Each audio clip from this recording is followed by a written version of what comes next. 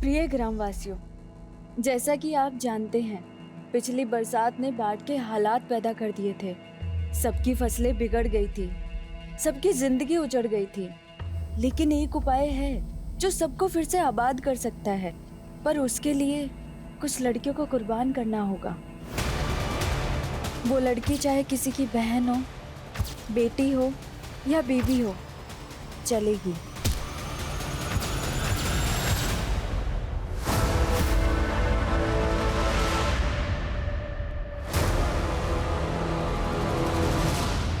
Post master सामूहिक चिट्ठी।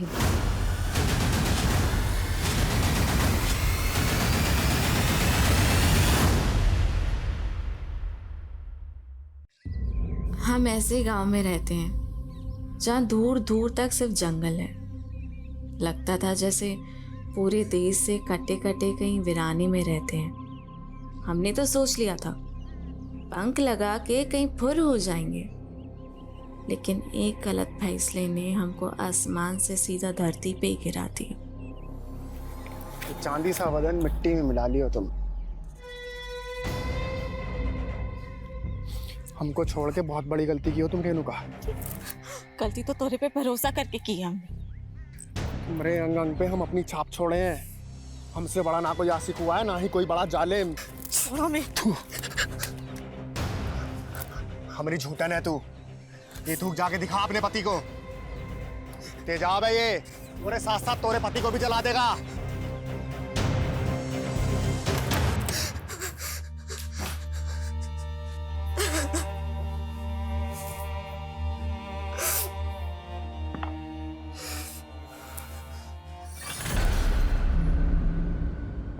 रेनू, का हाल बना रखा है यार? का हुआ? वो खेत से आए तो थक के आकर बैठ गए। कपड़ा बदल के आते हैं।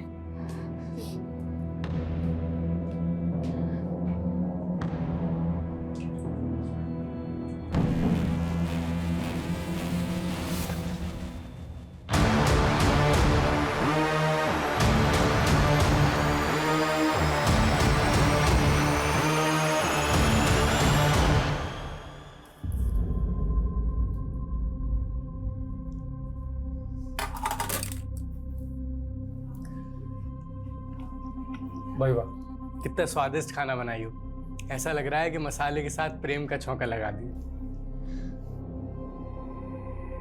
खुल के मुस्कुरा भी नहीं रही हो। कोई बात है का? बोलो ना। राशन खत्म हो गया है। राशन? हाँ, और बनिया इस बार उधार नहीं देगा, बकाया है उसका। तुम इतना भी नहीं समझते का? मोहनवा मिला था ना, अब उसका नाम जुबान से निकल नहीं रहा है। वो हम आपको परेशान नहीं करना चाहते थे। परेशानी पहले कोनो कम है का? ऊपर से राशन, जेब में कौड़ी नहीं है। खाने पे काहे गुस्सा रहे हैं? तो किस पे गुस्सा है? अब नहीं जाता खाना वाना हमसे। परेशान मत हो दीदी, इस बार बारिश की वजह से जो फसल बिगड़ी है उसी से हताश है भैया, और कुछ नहीं। हताश तो हम भी गए हैं जीवन से मीनू। कभी कभी मन करता है कि जहर खा के हम खुद ही मर जाएं। दीदी ऐसा मत बोलो, सब ठीक हो जाएगा।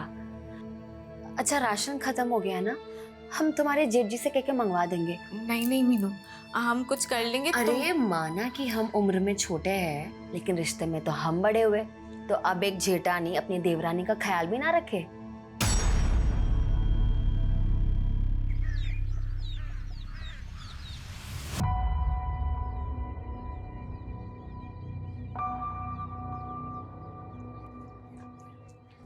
खेत जा रहे हैं। सुनिए, वो आप खाने के वक्त आएंगे ना तो ये सामान लेकर आना। अरे ये तो हम परसों ही लेकर आए थे। वो रेणुका दीदी को इसकी जरूरत थी, और आप अपने छोटे भाई की हालत तो जानते हैं। मीनू, मैं ये नहीं ला सकता हूँ। अरे अगर ये हम रेणुका के लिए लेकर आए ना तो अजय बुरा मान जाएगा, और वैसे भी तुम तो जानती हो हमें और रेणुका को लेकर पहले से ही अजय के मन में क्या चल रहा होता है। अरे कमलेश भैया, वो चौपाल पे पूरा गांव वालों को बुलाए मुखिया जी। का है? वो पूरा गांव वालों के नाम कोनो सामूहिक चिट्ठी आया है। सामूहिक चिट्ठी?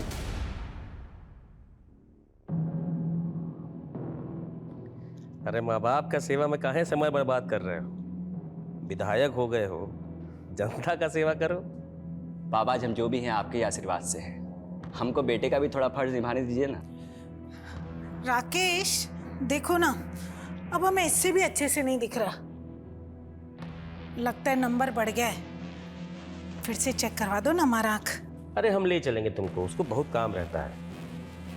भैया जी, मुखिया जी संदेशा भिजवाए हैं। उनकरा गांव में कोनो चिट्ठी आई है, बड़ा बवाल मचा है। कौन सी चिट्ठी?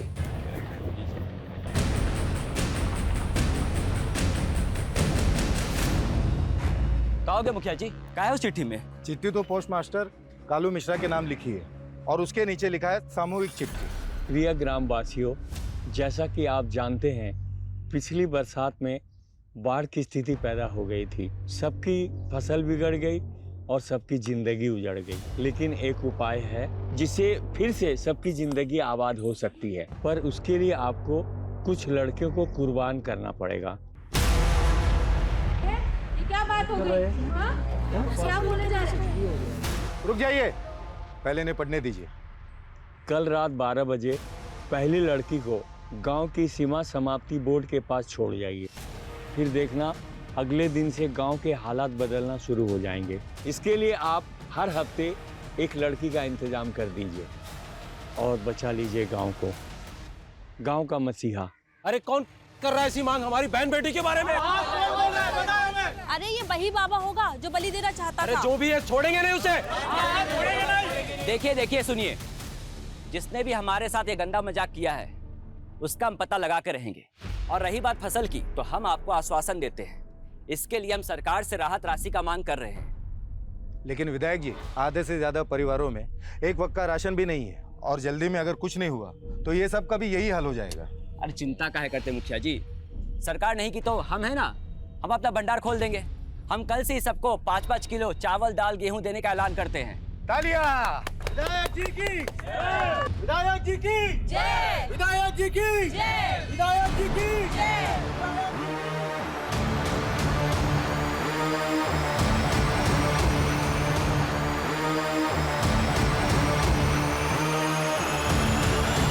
ये विधायक जी थोड़ा बहुत मदद कर भी दिए ना तो इस समस्या का समाधान नहीं होने वाला। अगली फसल तैयार होती तो 6 महीने लग जाएंगे, तब तक कैसे होगा? बात तो तुम्हारी सही है अजय। अब भाई शहर जाके कोई काम ढूंढना आसान काम है क्या? कहो अरे भैया आप घर जाइए, हम आते हैं। तो भाई हम दोनों भाई यहाँ परेशान हैं और तुमको कुछ पड़ी ही नहीं है। अब चिंता करेंगे तो पैसा बरसेगा का? निकम्मा होते जा रहे हो। हम दोनों भाई तो खेती छोड़ के नहीं जा सकते। तुम तो शहर जाके कोनो काम धंधा कर सकते हो ना। अच्छा अब हम समझे, हमें खाना देना भारी पड़ रहा है इसलिए शहर भूखा मरने भेज रहे हो ना। हम शहर नहीं जाएंगे, हम यही काम करेंगे। और यहाँ काम कौन देगा तुमको? हैं? निकम्मे? ये निकम्मा निकम्मा बोलना बंद कीजिए। जब से माँ बाबूजी गए तब से बस कोसते रहते हैं। अगर इतना ही तकलीफ है ना तो हमारा हिस्सा दे दीजिए, बस बात खत्म। ये ना हिस्सा तुम्हारा, हिस्सा चाहिए ना तुम्हें? कौन सिखा रहा तुम्हें सब? वो सर्वेसवा?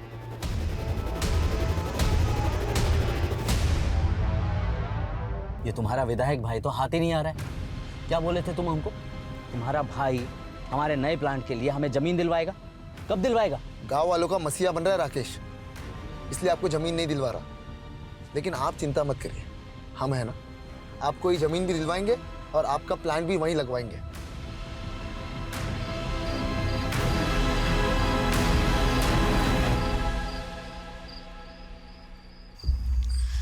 इतनी रात को शौच के लिए इतना दूर जाना पड़ रहा है, ये कोई बात हुई? आहिस्ता बोल, जल्दी कर, मुझे तो बहुत डर लग रहा है।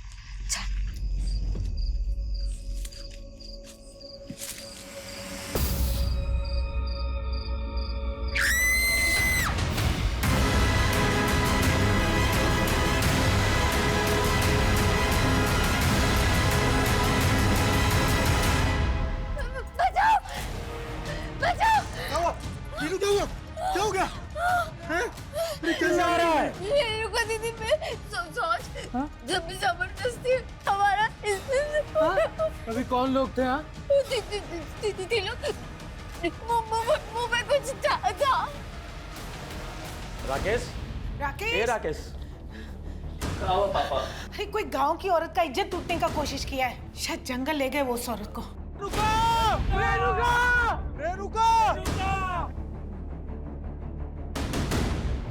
रेणुका!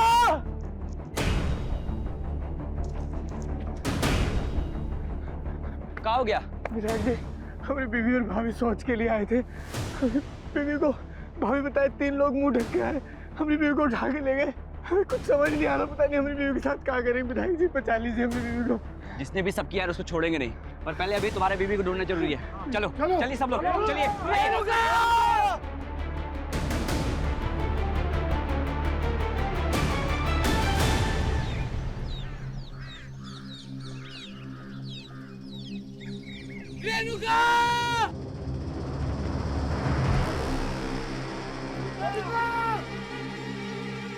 विधायक जी, वो रेणुका वहां पे। चल चल चल चलो चलो। आओ।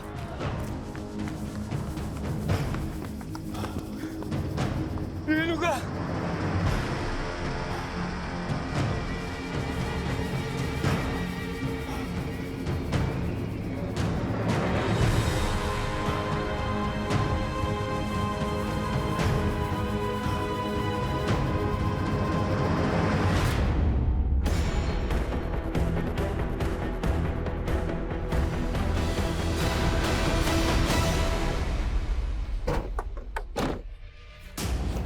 पीछे हटिए, पीछे हटिए, पीछे हो जाइए। आइए पीछे आइए।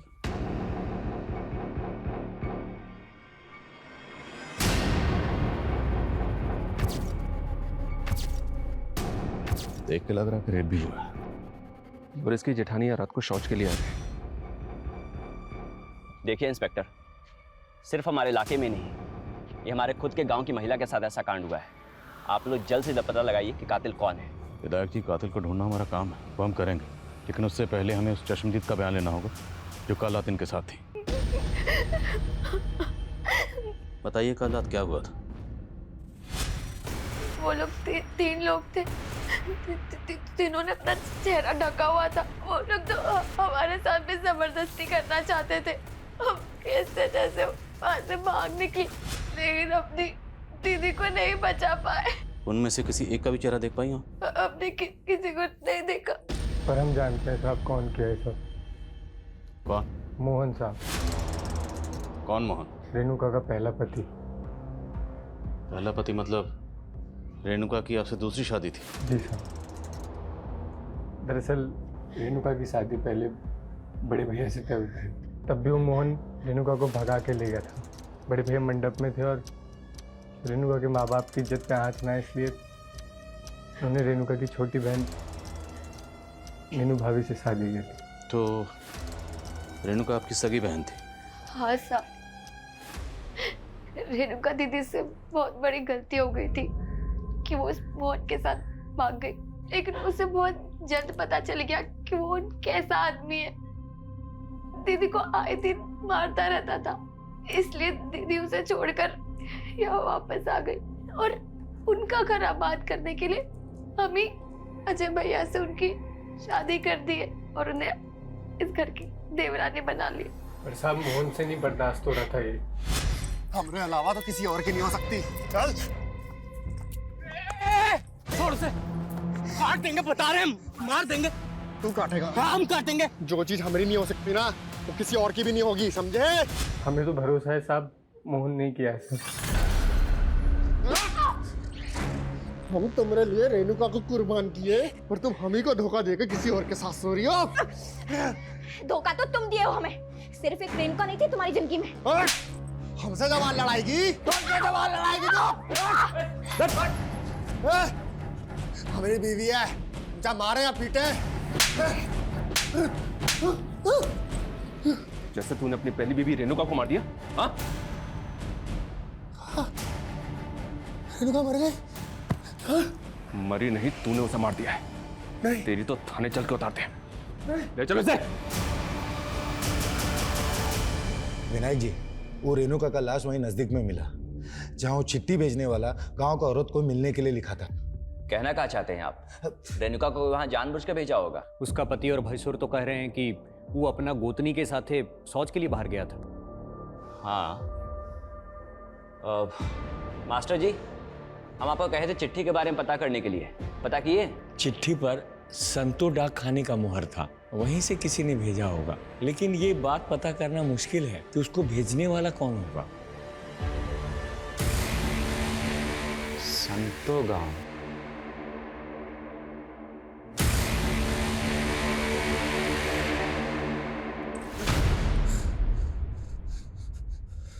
रेणुका पर हमारा हक था तो कैसे अजय के साथ बर्दाश्त कर लेते हम?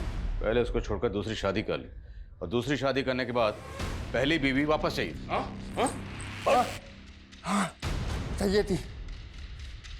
रेणुका धोखा दी थी हमको, और जो हमको धोखा देता है उसको बख्शते नहीं है हम। इसलिए रेणुका को मार दिया? हाँ, मार दिया। मारने से पहले उसके साथ रेप भी किया था? हाँ, किया होंगे शायद, हम बहुत ना सहमत है। अब ये बताओ, तेरे साथ दो लोग और कौन थे? कौन दो लोग? वही दो लोग जिनके साथ मिलकर तूने रेणुका का रेप और मर्डर किया। अरे हम खुद थे अकेले। बता दो दिया सब कुछ जो बताना था। ये इसने मानेगा, इसको उल्टा लटकाओ और तब तक उसको उधेड़ते रहो जब तक उन दो लोगों का नाम ना बताए। कौन दो लोग? अरे कौन दो लोग? रेणुका की बहन मीनू ने बताया था कि उन पर हमला करने वाले 3 लोग थे, पर ये मोहन, ये तो अपने अलावा किसी और का नाम ही नहीं ले रहा। लगता है इस मोहन का नशा अभी तक उतरा नहीं है सर। इसकी एक बार और धुलाई होगी ना तो ये बाकी 2 नाम भी उगल देगा। हालांकि वो साफ साफ कबूल कर रहा है कि उसी ने किया, पर मुझे उसकी बात पर यकीन नहीं हो रहा। लेकिन सर उसने ये कबूल तो किया है कि रेणुका को उसी ने मारा है। हाँ, लेकिन अगर कोर्ट में जाके मुकर गया तो? उसका बयान गवाहों के बयान से मैच नहीं हुआ तो? कोर्ट में उसे पेश करने से पहले हमारे पास कंक्लूसिव एविडेंस का होना जरूरी है। सर रेणुका की प्रिलिमिनरी पोस्टमार्टम रिपोर्ट के हिसाब से ये तो क्लियर कि उसका रेप हुआ है, लेकिन उसकी बॉडी पे कहीं भी नहीं मिले। हो सकता है कि रेपिस्ट ने कॉन्डोम यूज किया। अगर ये कांड वाकई मोहन ने किया है तो बाकी 2 लोग कौन थे जिन्हें ये बचाने की कोशिश कर रहे? सर गांव वालों से एक अजीब सी बात पता चली है। रेणुका की हत्या के कुछ दिन पहले गांव में एक चिट्ठी आई थी, और सर वो चिट्ठी गांव के सभी लोगों के लिए थी। कैसी चिट्ठी? अरे विवेक, तुम कब आए शहर से? बस अभी आए भैया। तिवारी जी, ये दोबारा आपसे मिलने की जिद कर रहे थे तो हमने सोचा बुला ले। बैठो। हम चाय भिजवाते हैं। देखिए, हम आप लोगों को पहले ही क्लियर कर दिए थे। देखिए राकेश जी, अगर ये प्लांट पहले बना होता तो आज गांव के लोग उसमें काम कर रहे होते, और फसल क्या बिगड़ गई, सब भूखे मर रहे हैं। देखिए, गांव में पहले एक मौत हुई है, हम बहुत डिस्टर्ब्ड हैं। आप लोग जाइए अभी। भैया एक मिनट, मेरी बात तो सुनिए। भैया देखिए, ये ना सबसे अच्छा मौका है। सारे गांव के लोग भूखमरी से परेशान हैं, और गांव में अभी भी एक मौत भी हुई है। सबका ध्यान वहाँ भटका है। आप ना इनको प्लान के लिए अप्रूवल दे दीजिए। इसमें हम सबका फायदा है, आपका, हमारा, सबका फायदा है इसमें। बस कर विवेक, हम अपने फायदे के लिए गांव वालों को धोखा दे दे। और सुनो, अगर तुम दोबारा इनको यहाँ लेकर आए ना तो हमसे बुरा कोई नहीं होगा। जाओ, चुपचाप चाय पिलाओ और निकालो यहाँ से।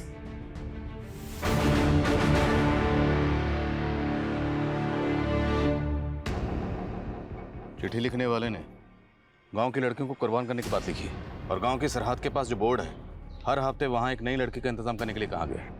और चिट्ठी लिखने वाला खुद को गांव का मसीहा बता रहा।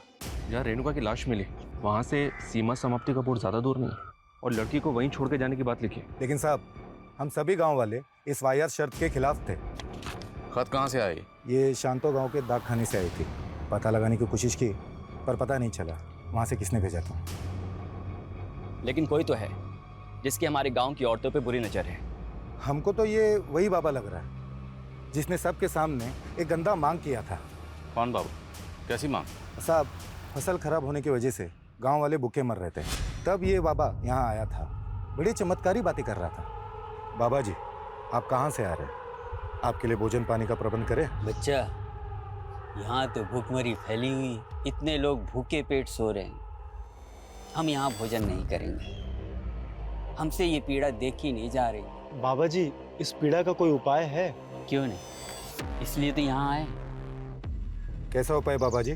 पूजा करना होगा, और इस पूजा में एक इंसान की बलि देनी होगी। जानते भी हैं आप लोग, बलि देना कानूनन जुर्म है, और आप लोग चिंता काहे कर रहे हैं? इस समस्या का समाधान हम मिलकर निकाल लेंगे। और रही बात गांव की, तो हम गांव के लिए ज़्यादा से ज़्यादा चंदा इकट्ठा करेंगे। बस आप लोग इस अंधविश्वास में मत पड़िए। विधायक जी सही बोले थे, इसीलिए हम सब उस बाबा की बातों में नहीं आए। एक बाबा गांव में आया और वो बलि देने की बात कर रहा था। आप दोनों जिम्मेदार ओहदों पर हैं, सरपंच, विधायक। आपको पुलिस को इतला करनी चाहिए थी। कौन था वो बाबा, कहाँ से आया था? मालूम नहीं सर। आपने उसकी शक्ल तो देखी होगी, चेहरा याद होगा उसको? जी सर, याद है। स्केच बनवा सकते हैं? बिल्कुल सर, इस बाबा की तलाश तो करते हैं, पर मुझे ऐसा लग रहा है कि उस खत को रेणुका के मर्डर से जोड़ के देखना ठीक नहीं है। मोहन तो पहले कबूल कर चुका है। अगर ये मोहन ने किया है तो बाकी 2 लोगों का नाम क्यों नहीं होता? क्योंकि मीनू कह रही थी कि वो 3 लोग थे, तो बाकी 2 लोग कौन थे? मीनू, हम मोहन के लिए ना कमलेश जी जैसे इंसान को धोखा दिए थे, और तुम बोल रही हो कि हम उसके छोटे भाई के साथ शादी कर लें। दीदी, हमें तुम्हारी चिंता है। अब तो हमारे माँ बाप जी भी नहीं रहे, और तुम ऐसे अकेले रहोगी तो वो मोहन तुम्हारा जीना मुश्किल कर देगा। और कमलेश जी को भी हमने मना लिया है, वो जानते हैं कि वो मोहन ही गलत था। वो लोग तो तुम्हें एक दूसरा मौका देना चाहते हैं।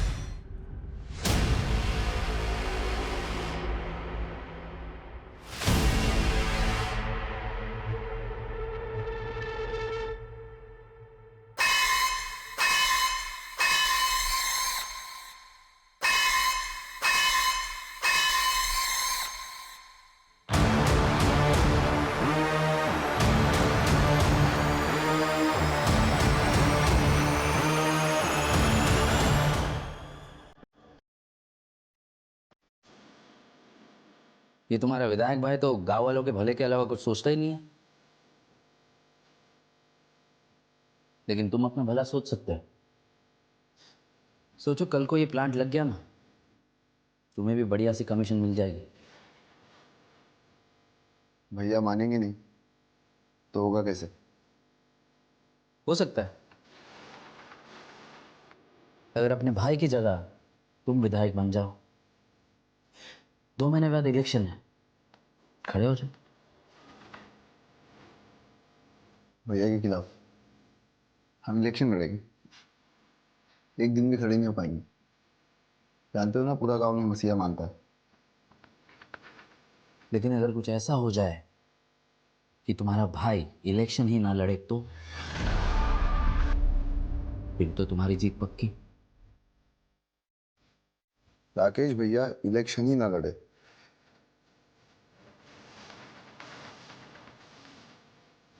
ऐसा तो सिर्फ एक ही सूरत में हो सकता है।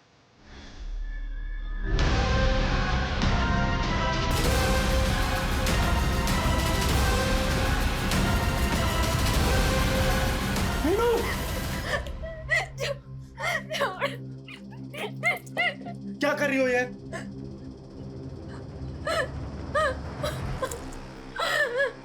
रेणुका दीदी के बारे में बिल्कुल अच्छा नहीं लगता।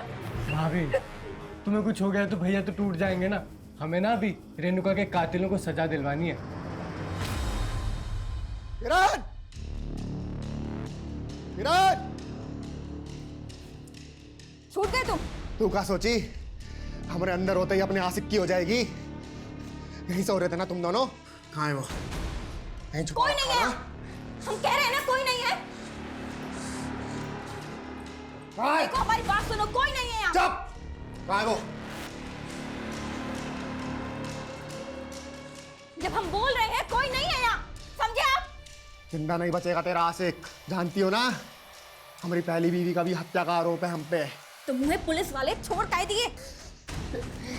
मोहन को पकड़ने वाला आज तक तो पुलिस वाला पैदा नहीं हुआ है, समझी? बड़े साथी रहे हम।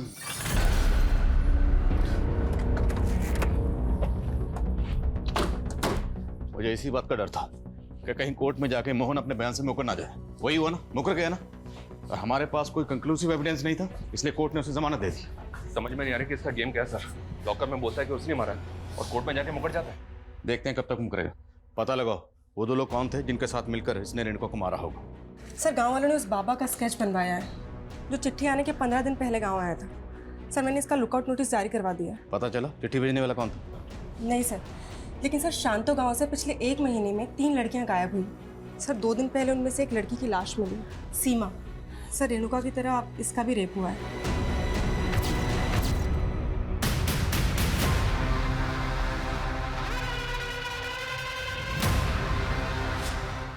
केस का स्टेटस क्या है? सर केस तो अभी तक अनसॉल्व है, लेकिन सर इस गांव का मुखिया है भीमा, वहाँ की पुलिस को इस पर शक था। सर इन तीनों लड़कियों के घर वालों ने इससे ब्याज पे पैसे लिए थे और इसकी इन तीनों लड़कियों पे बुरी नज़र थी, लेकिन सर पुलिस को इसके खिलाफ कुछ भी नहीं मिला। क्या इन तीनों लड़कियों के केस का रेणुका के केस से कोई ताल्लुक हो सकता है? सबसे चौंकाने वाली है वो चिट्ठी जिसमें हर हफ्ते एक लड़की की मांग की गई। जरा पता करो इन दोनों गांव में ऐसा क्या कॉमन है जिसका हमारे केस से ताल्लुक है। और बोलो।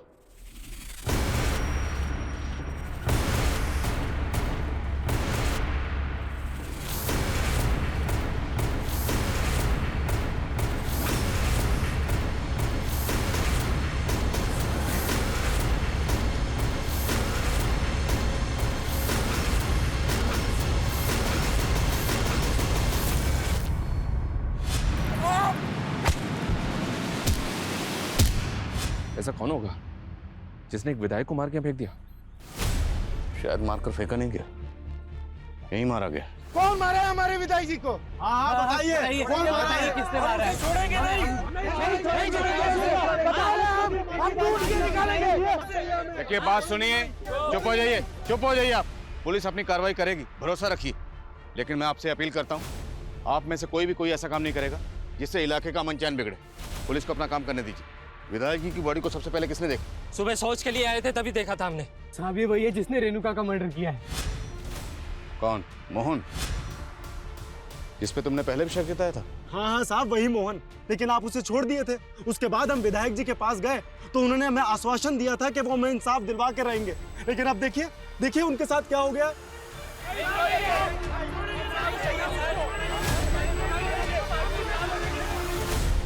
संभालिए अपने। हम समझते हैं आप पे क्या गुजर रही है। विधायक जी की मौत से पूरे इलाके के लोग सकते में नहीं बल्कि सदमे में हैं। पर हमें विधायक जी की लाश बाहर जंगल में मिली। वो जंगल में क्यों गए थे?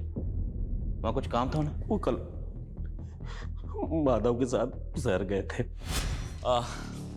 पापा, शहर में हमारा सिंचाई विभाग के अधिकारियों के साथ मीटिंग है। वो हम यहाँ एक नहर निकलवाना चाहते हैं ताकि बरसात का पानी ऐसे तबाही मचाने से पहले सिंचाई में काम आ जाए।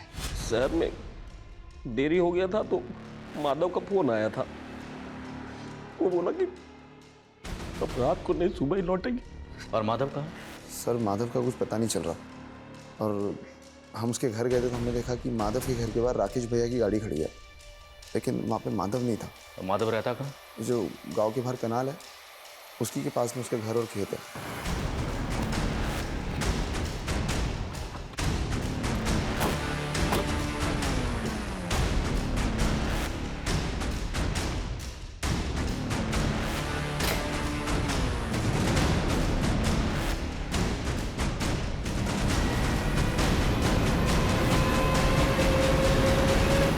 सर घर में कुछ भी सस्पिशियस तो नहीं मिला है, लेकिन विधायक जी की कार यहाँ पे खड़ी हुई है। इसका मतलब ये है कि विधायक जी रात में यहाँ जरूर आए होंगे। माधव विधायक राकेश का राइट हैंड है। अगर उसने ये किया है तो किस मकसद से? Excuse me. हाँ बोलो। ठीक है हम आ रहे हैं। सर राकेश की जिस जगह पे लाश मिली थी उस जगह के पास में ही माधव की बाइक मिली है।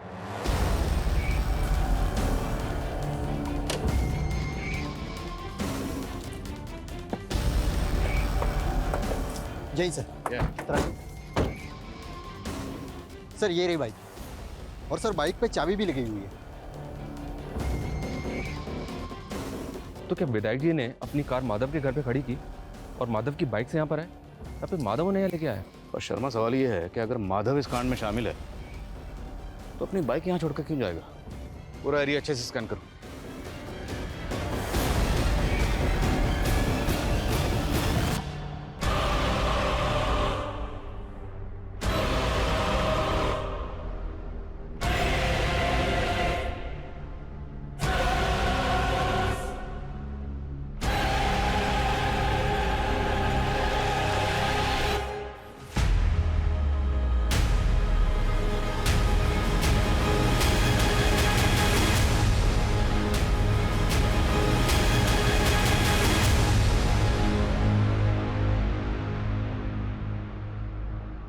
सर राकेश और माधव के फोन कल एक ही साथ बंद हुए थे।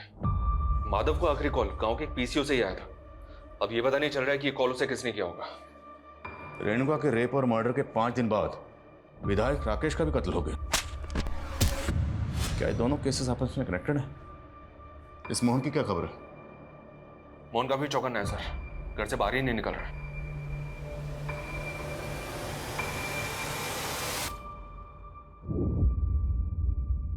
नजर बनाए रखो इस पे। रेणुका मर्डर केस में ये हमारा प्राइम सस्पेक्ट है। लेकिन सर शंतो गांव जहाँ से चिट्ठी आई थी उसी क्षेत्र का विधायक है राकेश, और उस गांव से इसे सबसे कम वोट मिले थे। सर लोग कह रहे थे कि भीमा ने इसे वोट देने से मना किया था। और 2 महीने बाद चुनाव भी है। सर कहीं राकेश की मौत के पीछे कोई पॉलिटिकल एंगल तो नहीं? पर हमें यह नहीं भूलना चाहिए कि शंतो गांव से 3 लड़कियां गायब हुई थी। इनमें से सीमा नाम की लड़की की लाश मिली थी, और इन तीनों केसेस का प्राइम सस्पेक्ट ये मुखिया भीमा ही है।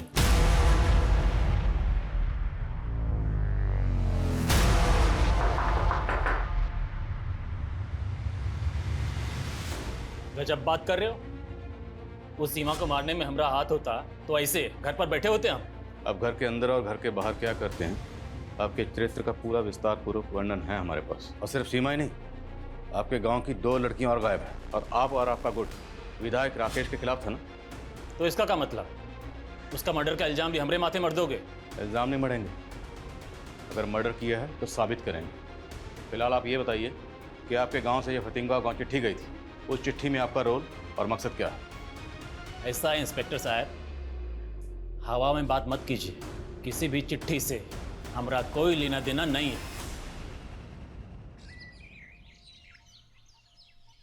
छोड़ो मुझे, छोड़ो, छोड़ो, छोड़ो, बचाओ, बचाओ, छोड़ो, छोड़ो, छोड़ो। क्या हो रहा है सब? पकड़!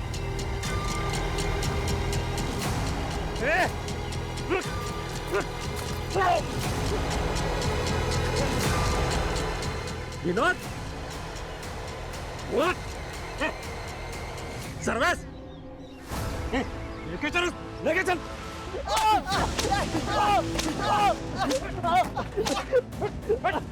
देखिए साहब, ये रेणुका का देवर और उसका दोस्त क्या हरकत किए हैं। हमें तो लगता है विनोद ही अपनी भाभी के साथ रेप करके मर्डर किए हैं। आपको क्या लगता है उससे फर्क नहीं पड़ता? कानून को अपने हाथ में मत लीजिए। अरे आप क्या बोल रहे हो? हमने कुछ नहीं किया साहब, हम सच कह रहे हैं। भैया भैया प्लीज हमें बचा लीजिए, हमने कुछ नहीं किया सच में। शर्मा खोलो इन।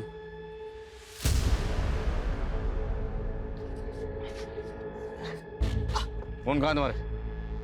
सर वो हम सोशल मीडिया के लिए वीडियोस बनाते हैं। वो खुद आई थी, वो हमारी दोस्त है। कौन? वो लड़की। कौन लड़की? लेके चलो दोनों। सब देखो डरो मत, हमें बताओ विनोद और सर्वेश ने क्या किया तुम्हारे साथ?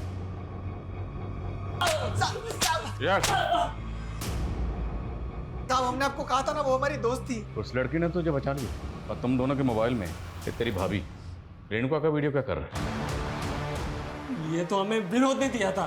साहब गलती हो गई थी, भटक गए थे जो इनका वीडियो बना लिए।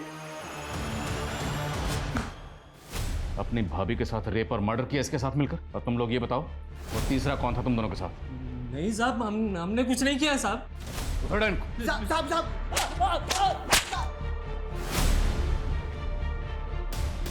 अब गलती हो गई उससे, माफ कर दीजिए, छोड़ दीजिए साहब।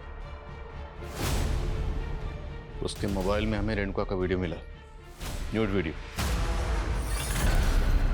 और सिर्फ रेणुका का नहीं, उसने आपकी बीवी मीनू का भी नहाते हुए वीडियो रिकॉर्ड किया।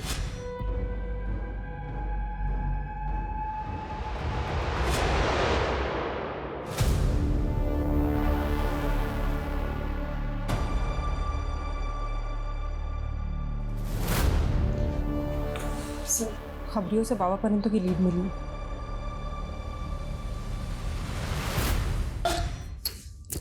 अरे साहब हम सन्यासी आदमी, हम क्या रेप करेंगे? अली की तो बात कर रहा था ना तुम, और वो चिट्ठी भेज के औरत की मांग भी कर रहा था। कौन सी चिट्ठी साहब? हम कुछ नहीं किए। तो होने वाले नेताजी, अब तो आपके रास्ते का कांटा भी हट गया। अब तो राकेश दुबे की हत्या की हमदर्दी भी जनता से मिल जाएगी। सर ना तो विनोद और सर्वेश ये मान रहे हैं, कि इन्होंने ही रेणुका का मर्डर किया है और ना ही वो बाबा कुछ को बोल रहा है। बोलो। सर माधव मिल गया है, लेकिन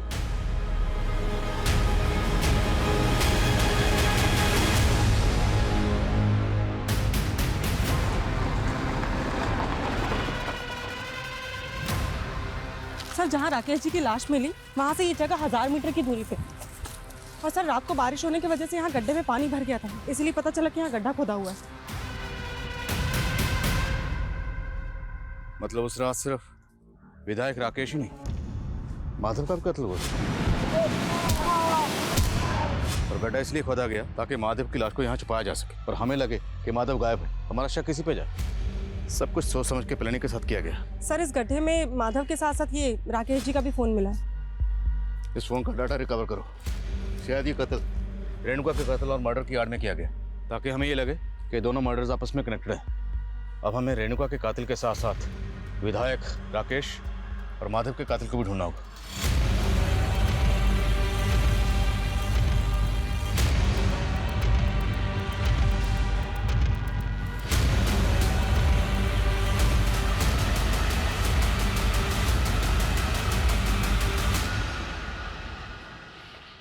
सर कम इन। सर राकेश जी की डिटेल्ड पोस्टमार्टम रिपोर्ट, उनकी आंखों में लाल मिर्ची के ट्रेसेस मिले। लाल मिर्ची? क्या सर, ऐसा लगता है कि पहले उनकी आंखों में लाल मिर्ची डाली गई, उसके बाद उनको टॉर्चर किया गया, फिर उनके सर को पत्थर से पीट पीट के फोड़ दिया गया। और सर माधव की प्रिलिमिनरी रिपोर्ट भी यही सजेस्ट करती है कि उसकी आंखों में लाल मिर्ची डाली गई। इतना बेरहमी से मारा है हमारे बेटे को। जिस बेरहमी से विधायक जी और माधव को मारा गया है, उससे तो ऐसा लगता है जैसे किसी ने कोई गहरी रंजिश निकाली। आप लोगों को किसी पर शक नहीं? विधायक राकेश के पेरेंट्स को भी इस बात का कोई अंदाजा नहीं है कि उनको... सर हमने राकेश और माधव दोनों के फोन का डेटा चेक किया। सर उसमें 2 दर्जन से ज्यादा लड़कियों के न्यूड वीडियोस हैं। और सर उन वीडियोस में इन लड़कियों के साथ कोई जबरदस्ती कर रहा है। कहीं माधव भी तो नहीं है? अगर ये वीडियो रिप्ले करो, पॉज करो, जूम करो।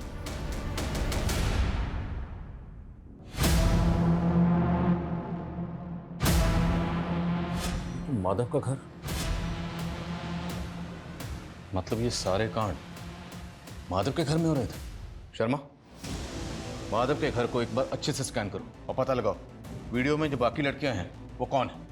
सर ये लड़कियां फतिंगवा गांव की लग रही हैं, क्योंकि सर इसमें से एक वीडियो मीनू का भी है।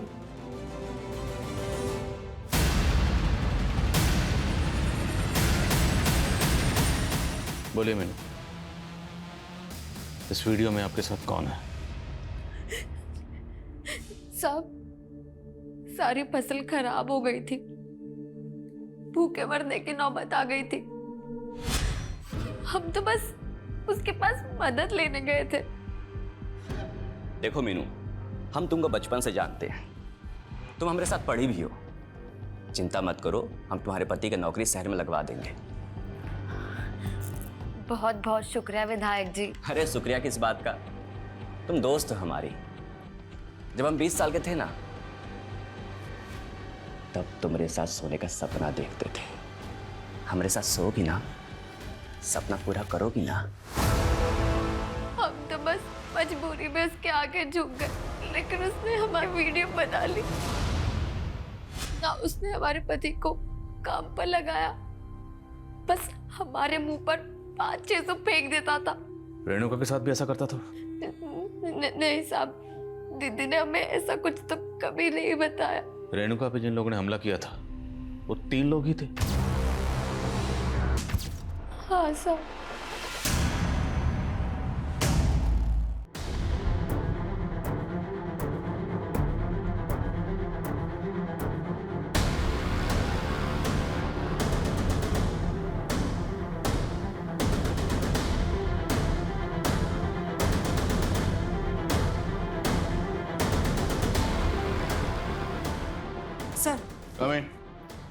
सर हमने माधव के फोन का डिलीटेड डेटा रिट्रीव किया है, उसमें रेणुका का कोई वीडियो नहीं, लेकिन सर उसमें सीमा नाम की एक लड़की का वीडियो। सर ये वही लड़की है जिसकी लाश हम संतो गांव में मिली थी। जिस तरह से ये विधायक राकेश और माधव लड़कियों को मोलेस्ट करते थे, इतना तो साफ है कि सीमा का रेप और मर्डर इन दोनों ने किया होगा, पर रेणुका का रेप और मर्डर किसने किया? और अब ये राकेश और माधव, इन दोनों को मारने वाला कौन होगा?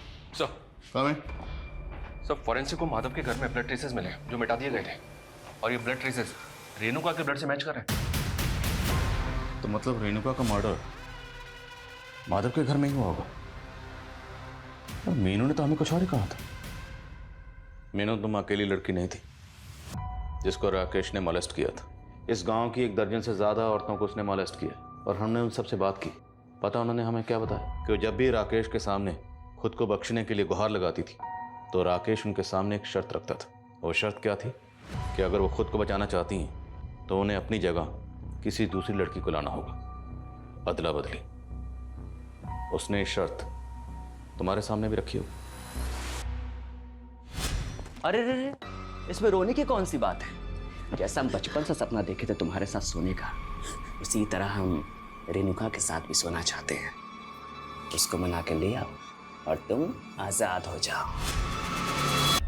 अब ये बताओ कि वो 2 लोग कौन थे जिनके साथ मिलकर तुमने ये किया?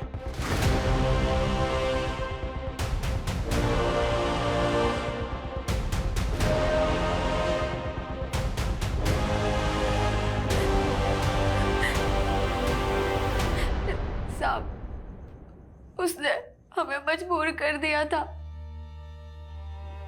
लेकिन हम बगावत नहीं कर सकते थे क्योंकि सीमा ने बगावत की थी और उसने उसे मार दिया। सीमा ने बगावत की थी?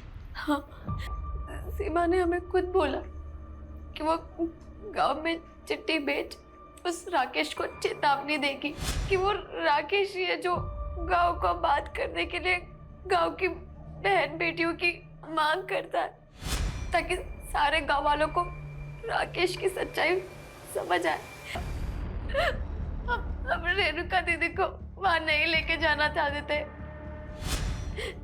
पर हम मजबूर थे। मीनू, तुम हमें यहाँ काहे लेकर आई हो? वो नहीं लाई है, हम बुलाए हैं तुमको। जब तुम 17 साल की थी ना, तुमसे चुम्मा मांगे थे। तुम हमें यहाँ इसलिए लेकर आई हो? हम चिल्ला चिल्ला कर ना लोगों को सब बता देंगे। तू चिल्लाएगी? चल तुझे बताता हूँ। चल चल चल।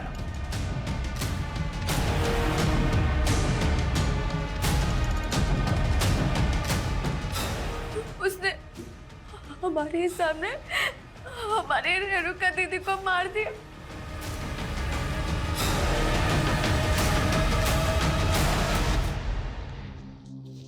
सुन, और जितना कहानी तुमको बताए हैं ना, गांव वालों को वही सब बताओगी तुम, नहीं तो तुम्हारा भी यही हश्र करेंगे। हम बहुत डर गए थे साहब, इसलिए वो 3 आदमी वाली झूठी कहानी सबको बतानी पड़ी। हम अपने पाप के बोझ तले दबते जा रहे थे। हम जीना नहीं चाहते थे। हम रेणुका के हथियारों को सजा जरूर दिलाएंगे। हम रेणुका दीदी के हथियारों को कभी सजा नहीं दिला सकते। काहे? हाँ भाभी, तुम जानती होगा उन्हें? सब जब भाभी हमको बताएं कि वो राक्षस हमारी बीवी, बर्दाश्त नहीं हुआ साहब हमसे। हमने उससे लालच दी कि हम एक लड़की के साथ अदला बदली करना चाहते हैं, और उस माधव को फोन कर कर उस जगह पर बुला लिए।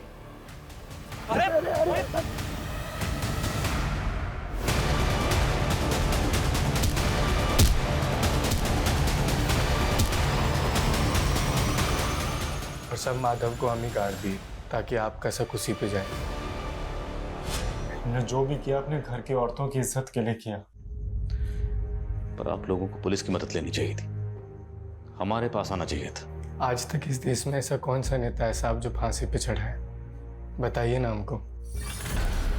सर जैसा इन लोगों ने कहा, 70% केसेस में तो ऐसा ही होता है। बड़े लोगों की सुनवाई चलती रहती है और सर विक्टिम को सालों साल इंसाफ नहीं मिलता। हमारे मुल्क के जुडिशियल सिस्टम का ढांचा कुछ ऐसा है जहां पर किसी भी गुनहगार को सजा देने से पहले हर पहलू पर गौर किया जाता है।